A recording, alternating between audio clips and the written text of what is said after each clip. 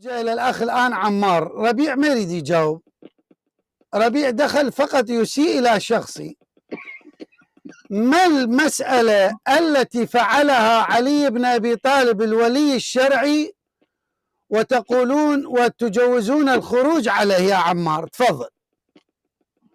السلام عليكم. عليكم السلام ورحمة الله وبركاته. أولا، لا أحد خرج على علي، وأنا أتحدى أي إنسان على وجه الأرض أن يعطيني رواية أن عائشة تقول أنا أريد أن أعزل عن الحكم، أو أن معاوية يقول أنا أريد أن أصبح الحاكم بدل علي. هذا غير موجود، ومهما بحثت وما تفسر قتالهم له رواية ضعيفة أو رواية قوية لن تجده، مستحيل. هو فقط كل ما في الأمر لماذا قاتلوه؟ أرادوا الانتقام لقتلة عثمان فقط، لا أكثر ولا أقل. إقامة هل تعترضون على إقامة شرع الله؟ إنسان يريد إقامة شرع الله على قتلة عثمان، تأتم أنتم وتعترضون. خرجوا بالسيف، لماذا خرجوا بالسيف؟ زين لحظة، لماذا لم يسألوا علي رضي الله عنه عن القصاص من قتلة عثمان؟ أحسنت، هذا هو إشكالي. الجواب بسيط.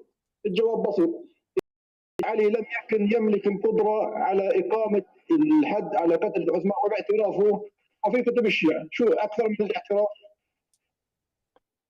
لا خلينا في كتب السنة، لا تروح لكتب الشيعة، ما لنا شغل في كتب الشيعة.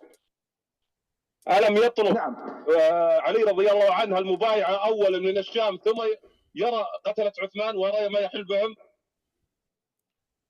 أولا ألم يطلب طلب المبايعة أولا من أهل الشام؟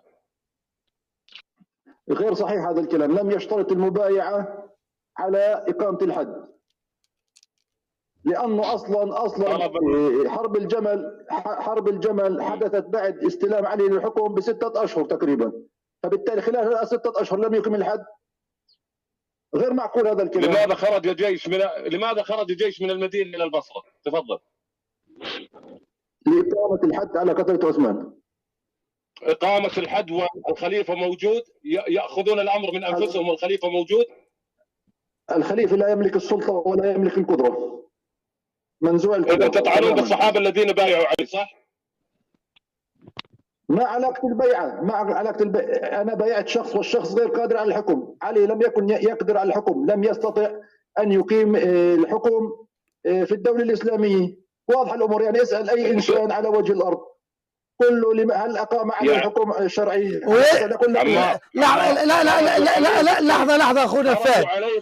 لحظة أخونا فهد، أنت تقول أن عليا ليس لديه قدرة على الحكم. هل يزيد أفضل من علي أن لديه قدرة على الحكم بما أنزل الله؟ طبعا بالتأكيد إيش؟ أن يزيد يستطيع إقامة حكم الله، بينما علي لا يستطيع إقامة حكم الله. ليس لأن يزيد أفضل من علي، لأن علي ليس عنده قدرة عسكرية، قدرة أو قوة، لا يملك القوة. هذا السبب.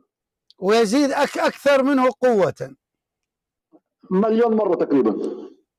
زين، هذه قوة يزيد. حشرك الله معه. قوة يزيد بن معاوية هي لله تبارك وتعالى ولا للشيطان؟ لله إن شاء الله. يعني يزيد قوي في الله وإقامة الحدود والحكم أكثر من أو أفضل من علي بن أبي طالب في هذا المجال في إقامة الحكم، لأن علي لم يملك قوة. يعني يوجد شخصين، شخص يملك جيش وشخص لا يملك جيش. علي لا يملك قوة ولا سلطة. يعني علي كان حاكم شكلي، لم يملك سلطة حقيقية على أرض الواقع، فقط حاكم شكلي صوري. لكن يزيد ومعاوية هذا حكام حقيقيين، استطاعوا أن يفتحوا الفتوحات، قضوا على الفتن والتمرد. هذا كله التمرد قضوا عليه. ماذا تريد أكثر من علي؟ لم يستطع لا فتح دولي، ولا استطاع أن يقيم الحد على قتل، ولا استطاع أن يقيم الأمن في الدولة الإسلامية. لحظة. ما هو التمرد الذي قضى عليه يزيد بن معاوية؟ عن نفسه. التمرد الذي قضى عليه يزيد بن معاوية ما هو؟ لحظة، ما هو التمرد اللي تقول؟ ما هو التمرد الذي يزيد بن معاوية قضى عليه؟ تمرد من؟ تمرد أهل المدينة. مين هم؟ تمرد أهل المدينة في الحرة. ثم نعم، وأيضا الحسين حاول أن يقيم تمرد لكن فشل. يعني يزيد أحسن في طمس تمرد الحسين عندكم بزعمكم؟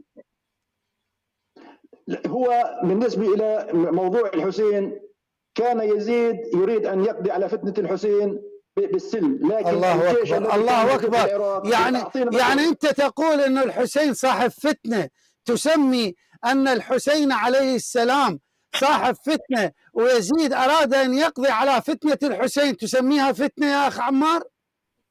تمرد. الحسين أراد أن يعمل بلبلة وثورة في الدولة الإسلامية. يعني عندك حاكم مسلم هو يزيد، تأتي أنت وتريد أن تضعضع أسس الدولة الإسلامية. يعني شخص يقوم في الفتوحات الإسلامية أنت تطعن في الظهر، لا يجوز هذا الكلام. الله أكبر. بدل أن يساعد يزيد، بدل أن يعطيني مجال، بدل أن يساعد يزيد في الفتوحات، يزيد أدخل الدول الإسلامية يعني أخ عمار يعني عندك الحسين الآن هو قائد الفتنة بكل صراحة. أنت شجاع، أريدك تجاوبني بشجاعة. أنا ليس عندي شيء أخاف منه، بالعكس أنا أتكلم عن الحسين. هل الحسين هو قائد الفتنة؟ هو الحسين أراد أن يعمل فتنة لكن بحسن نية. يعني كانت نوايا الحسين نوايا طيبة، نوايا يريد أن يصلح، لكن أسلوبه خاطئ. يعني البعض قد يأتي مثلا